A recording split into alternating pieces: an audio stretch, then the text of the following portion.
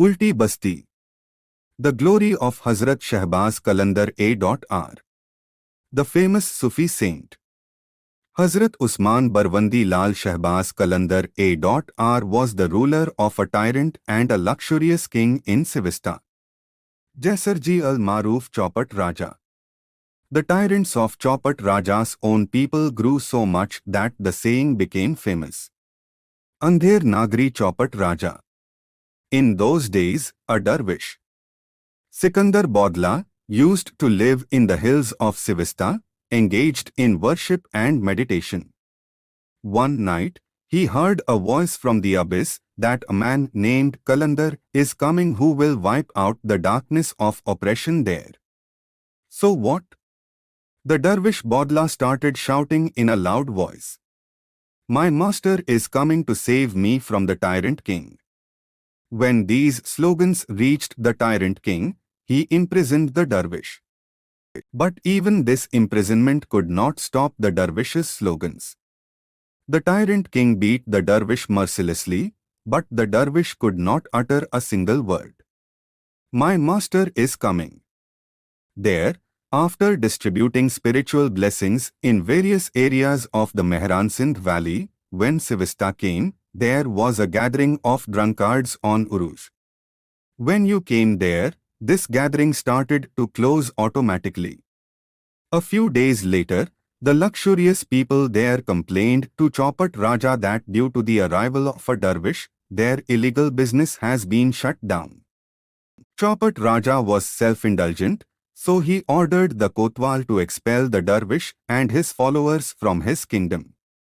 As soon as the order was given, the soldiers left. When the soldiers entered your tent, their bodies were frozen at one place. Despite their full strength, the soldiers could not move forward. When they decided to return, their strength was exhausted. As soon as this was over, the soldiers wanted to return to the tent, but they were exhausted. Finally, the soldiers returned. Chaupat Raja was enraged to hear the whole incident and asked the Najumis the reason. He told the Raja that this is the same Murshid who is being mentioned in the prison while dervishing that my Murshid is coming. On the advice of the Najumis and the ministers, Chaupat Raja gave a large plate of gold coins and diamonds to Hazrat Lal Shahbaz Qalandar so that he could go somewhere else. He threw all the gold coins and diamonds into the fire. In a few moments, all the gold coins and diamonds turned into a pile of dust. Seeing this, Raja Chaupat's minister was shocked and went back in fear. Hazrat Shahbaz Qalandar was spiritually aware that a dervish was suffering in the prison of Chaupat Raja. One day, he turned towards the fort and called for the dervish to come to him. In the prison, Dervish Sikandar Budla, who used to call out that my Murshid is coming, felt the spiritual voice of his Murshid and happily called out that my Murshid has come. The Dervish Budla's shackles broke and the prison door opened.